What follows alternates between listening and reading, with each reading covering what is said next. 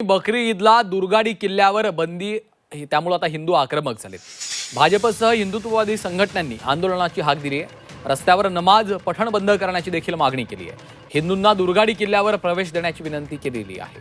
बकरी ईदच्या दिवशी किल्ले दुर्गाडीच्या पायथ्याशी रस्त्यावर होणारं नमाज पठण बंद करण्यात यावं, तर हिंदूंना किल्ले दुर्गाडीवर प्रवेश देण्यात यावा अशा विविध मागण्या भाजपसह हिंदुत्ववादी संघटनांनी केल्या आहेत।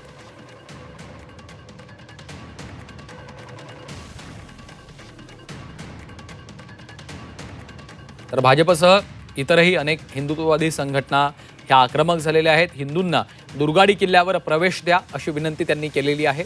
बकरी ईदला दुर्गाडी किल्ल्यावर बंदी घालण्यात आलेली आहे, त्यामुळे रस्त्यावरचं नमाज पठण देखील बंद करावं अशी देखील आग्रही मागणी या सर्व संघटनांनी मिळून केलेली आहे।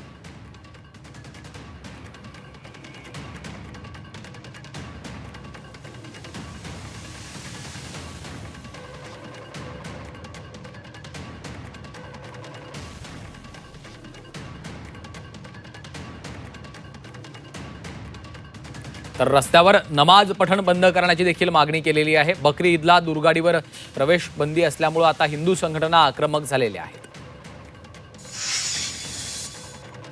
दुर्गाडीच्या इथे जे रस्त्यावरती नमाज पठण करतात आणि आजूबाजूच्या सर्व हिंदू लोकांना त्याचा त्रास होतो, तर तुम्ही कृपा करून त्यांना त्यासाठी बंदी आणावी।